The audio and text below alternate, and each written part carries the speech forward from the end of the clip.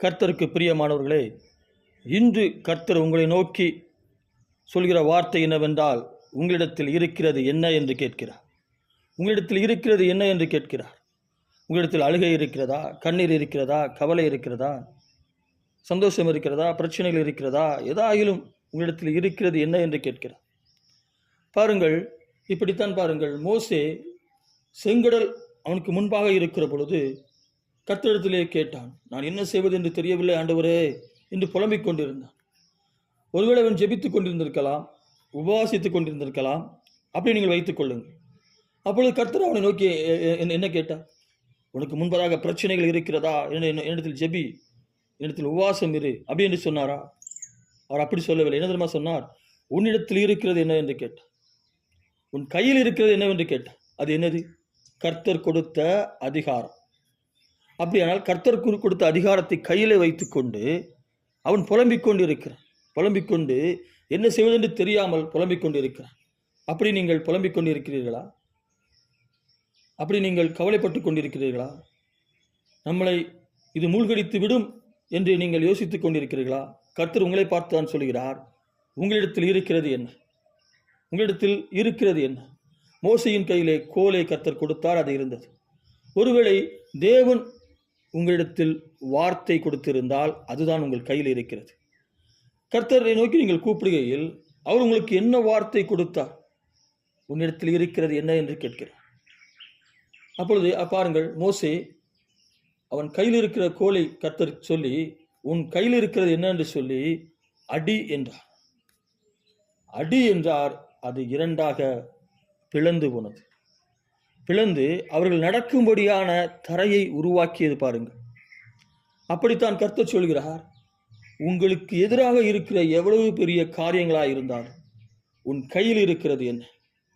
இல்லை என்றால் கர்த்தர் உனக்கு கொடுத்தவைகள் என்ன? வசனமாக இருக்கலாம், வார்த்தையாக இருக்கலாம், ஏதோ உன்னிடத்தில் இருக்கிறது என்னவோ அதை கொண்டு நீங்கள் என்ன செய்ய வேண்டும்? அடிக்க வேண்டும். அந்த வார்த்தையை மீண்டும் மீண்டும் சொல்லுங்கள், சொல்லிக்கொண்டே இருங்கள். உங்கள் பிரச்சனை செங்கடல் பிளந்தது போல அது பிளந்து ஒன்றுமில்லாமல் போகும். அநேகர் உங்களை போன்ற பிரச்சனைகளில் மூழ்கி இருக்கலாம், ஆனால் நீங்கள் மூழ்கி போவதில்லை. அந்த பிரச்சனையை ஊடாய் நீங்கள் நடந்து போவீர்கள். அது உங்களை சேதப்படுத்தாது. பாருங்கள், செங்கடல் பிளந்து போகிற பொழுது அந்த தண்ணீர் சேதப்படுத்தவில்லை. பாருங்கள், அப்படித்தான் பாருங்கள், அநேகர் இதே போன்ற பிரச்சனையில் இடம் தெரியாத அளவிற்கு போயிருக்கலாம். ஆனால் கர்த்தர் சொல்கிறார், நீங்கள் உங்களை அது சேதப்படுத்தாது என்கிறார். அப்படி சேதப்படுத்தி விடுமோ என்று நீ பயந்தால், செங்கடலை பிளக்கப்பட்ட போல் என்ன நடந்ததோ அதை நீ கவனித்துக் கொள் என்கிறார். அதை கவனி என்கிறார். பாருங்கள், அந்த செங்கடல் நடந்தால் அது நம்மளை மூழ்கடித்திருக்கும்.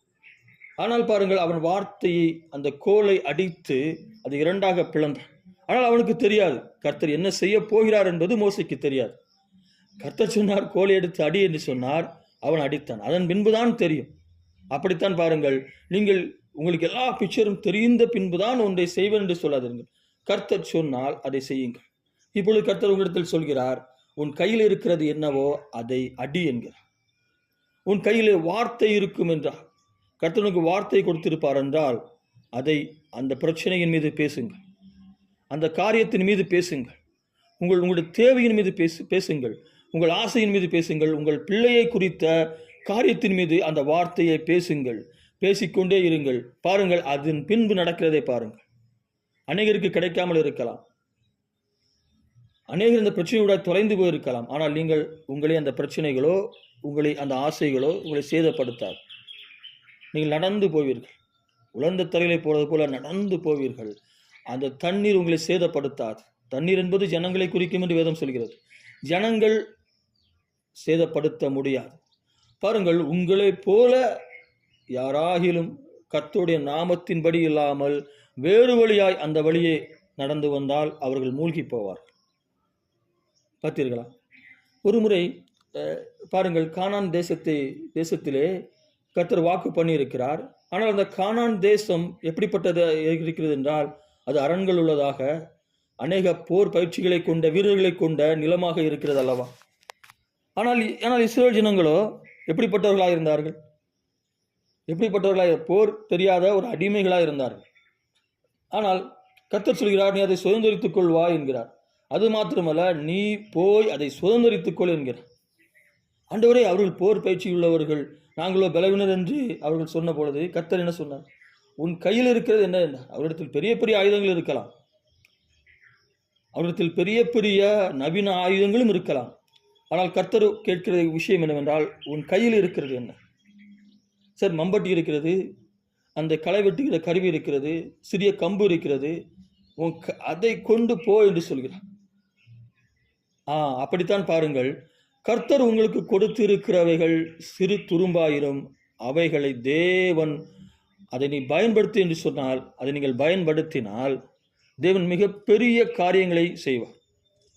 ஏனென்றால் தேவன் பெரியவைகளை கொண்டும் சிறியவைகளை கொண்டும் உங்களை வழிநடத்துவதற்கும் உங்களை வெற்றி பெற செய்வதற்கும் தேவன் வல்லமை உள்ளவராக இருக்கிறார்.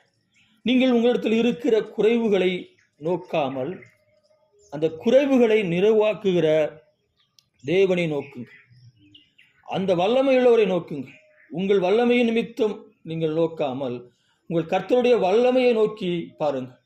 உங்களை குறித்து யோசிக்காதீர்கள். நீங்கள் எப்படிப்பட்டவராக இருக்கிறீர்களோ என்று யோசித்து அப்படித்தான் பிசாசு சொல்லுவான் பாருங்கள். சரிதான், நீ பாவியாக இருக்கிறாய், போய் 1 மணி நேரம் ஜெபி என்று சொல்லுவோம். தேவன் உங்களுக்கு, நீங்கள் திரும்பி பாருங்கள், தேவன் உங்கள் வாழ்க்கையில் செய்திருக்கிற எல்லா நன்மைகளும் உங்களுடைய பரிசுத்தத்தினால்தான் நடந்ததா? நீங்கள் ஒரு காரியத்தை பெறுவதற்காக ஒழுங்காக வேதம் வாசிப்பீர்கள், ஜெபித்திருப்பீர்கள், அநேக நற்காரியங்களை செய்து கொண்டிருப்பீர்கள். அந்த காரியம் நடந்த பின்பு நீங்கள் அதை மறந்து விடுவீர்கள். அது கர்த்தருக்கு தெரியாமலா இருந்திருக்கும்? தெரிந்துதானே தேவன் உங்களுக்கு நன்மை செய்தார். அப்படியானால் தேவன் உங்களுக்கு நன்மை செய்கிறவராகத்தான் இருக்கிறார். வேறு எந்த சிந்தனைக்கும் இடம் கொடுக்காதீர்கள். தேவன் உங்கள் கையில் இருக்கிறது என்னவோ அதை கொண்டு தேவன் உங்களுக்கான பலத்த காரியங்களை செய்வதற்கு அவர் ஆயத்தமாக இருக்கிறார். அதை தடுப்பதற்கு உங்களுடைய பாவங்கள் கூட காரணமாக இருக்க முடியாது. நீங்கள் பாவம் செய்யுங்கள் என்று சொல்லவில்லை. ஆனால் நான் உங்களிடத்தில் கேட்கிற கேள்வி என்னவென்றால், நீங்கள் பெற்றுக்கொண்டிருந்த நன்மைகள் எல்லாம் உங்களுடைய நற்காரியங்களும் பரிசுத்தத்தினால்தான் கிடைத்தது என்று உங்களால் உறுதியாக சொல்ல முடியுமா? அப்படி இல்லை அல்லவா? தேவன் நம் மீது கொண்டிருக்கிற அன்பு உடையவராக இருக்கிறார் என்று சொல்லுங்கள். தேவன் தன் பிள்ளைகளின் மீது அன்பு கொண்டிருக்கிறபடியினால் அவர்களுக்கு நன்மை செய்கிறார்.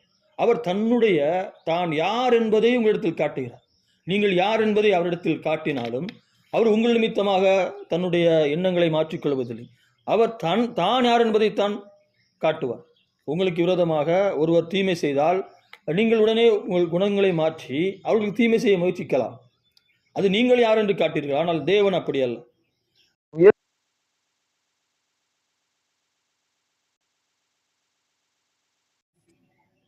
பார்த்தீர்களா? தேவன் அப்படிப்பட்டவராக இருப்பது இல்லை. நன்றாக புரிந்து கொள்ளுங்கள். அதனால் வீணான சிந்தனைகளுக்கு இடம் கொடுக்காமல் நீங்கள் உங்கள் தேவனை நோக்கி பாருங்கள். உங்கள் தேவனை நோக்கி பாருங்கள். அவர் உங்களை எப்படி பார்க்கிறாரோ அப்படி பாருங்கள்.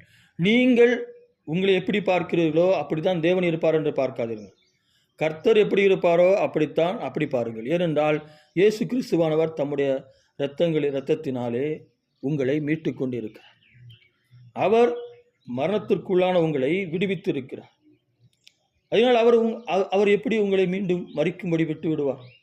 நீங்கள் ஒருவரை காப்பாற்றி இருக்கிறீர்கள்.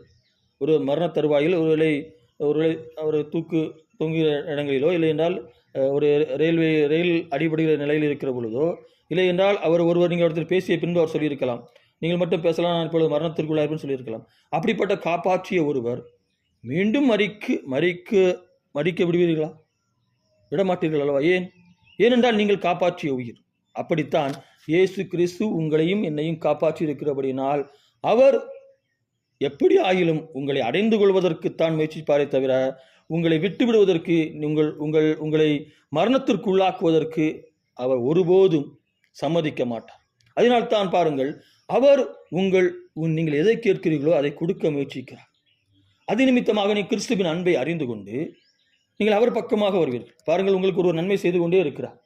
ஆனால் நீங்கள் உங்கள் தகப்பனுக்கு உண்மையானவராக இல்லை. ஆனால் அவர் உங்களுக்கு நன்மை செய்து கொண்டே இருக்கிறார். அப்படியானால் நீங்கள் கொஞ்ச நாட்களில் என்ன நினைப்பீர்கள்? ஒரு நாள் நீங்கள் மனம் மாறுகிற பொழுது நீங்கள் எப்படியாக சொல்வீர்கள்? என் தகப்பன் நான் எப்படிப்பட்டவர் என்று பார்க்கவில்லை. நான் அவருடைய வார்த்தைக்கு விரோதமாகத்தான் இருந்தேன். ஆனால் அவர் யார் என்பதை எனக்கு காட்டிக்கொண்டே இருந்தார். என் மீது வைத்திருக்கிற அன்பை வெளிப்படுத்தி கொண்டே இருந்தார். அப்படி என்று சொல்லி நீங்கள் முன்பை காட்டிலும் அதிக அன்புடையவர்களாய் மாறுவீர்கள் அல்லவா? கர்த்தர் இந்த காரியங்களை நோக்கித்தான் உங்களுக்கு இப்பொழுது நன்மை செய்து கொண்டிருக்கிறார். அதனால் வீணான காரியங்களுக்கு, வீணான சிந்தனைகளுக்கு உங்களை இடம் கொடுக்காதிருங்கள். தேவன் உங்கள் தேவைகளையும் உங்கள் ஆசைகளையும் நிறைவேற்றுகிறவராக இருக்கிறார். அதற்கு எந்த ஒரு காரணமும் தடையாக இருப்பது இல்லை.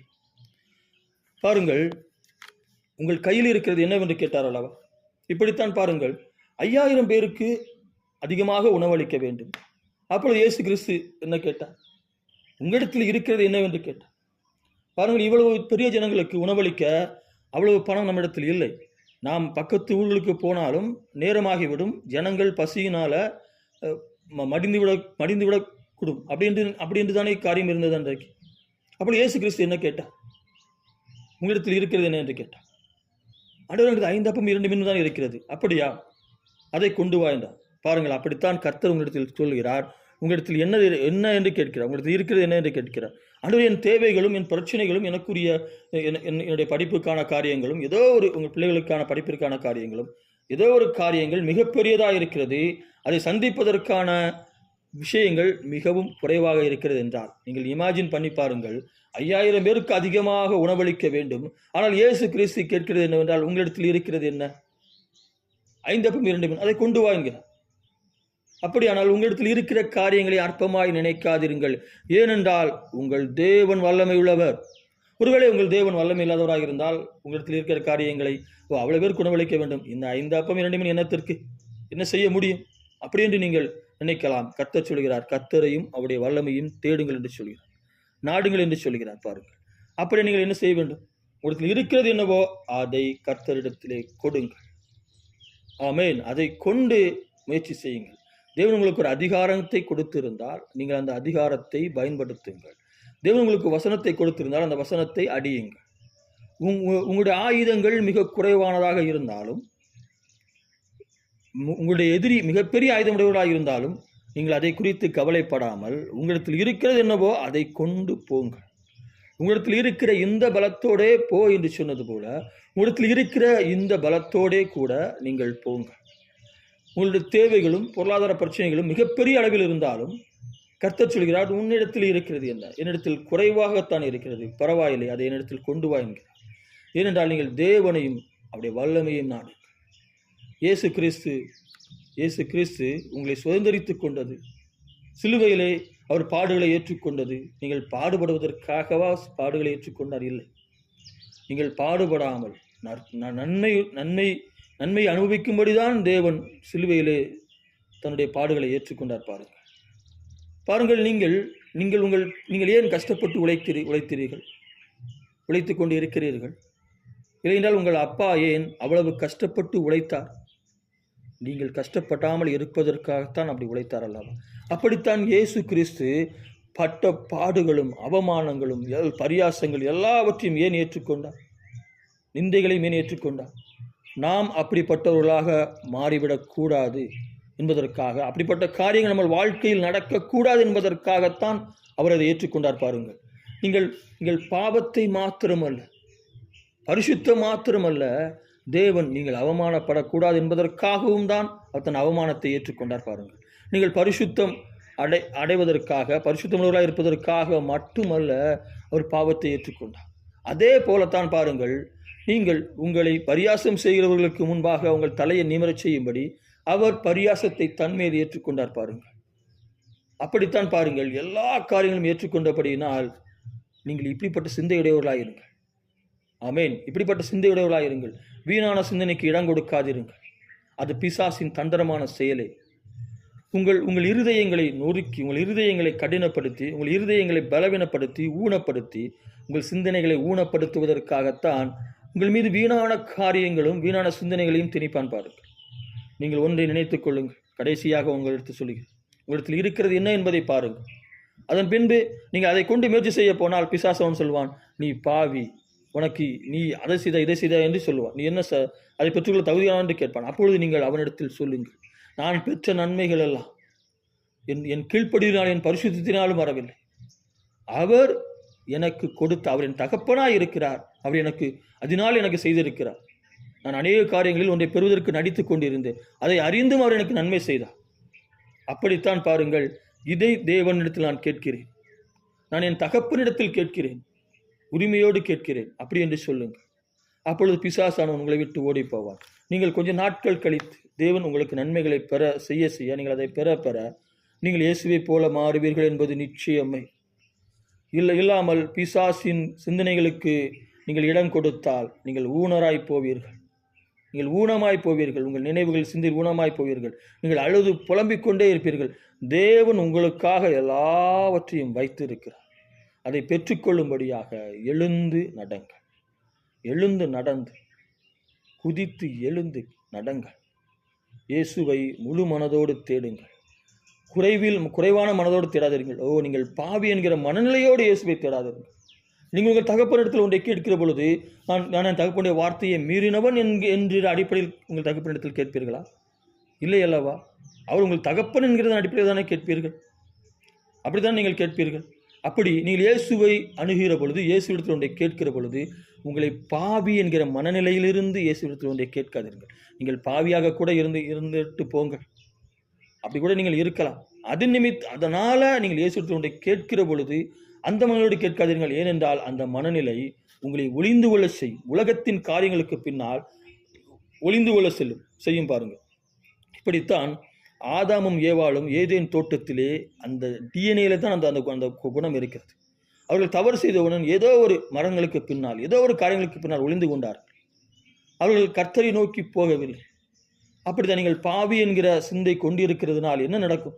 அழுது புலம்புவீர்கள். உங்களுக்கு ஒரு திருப்தி ஏற்படும், அவ்வளவுதான்.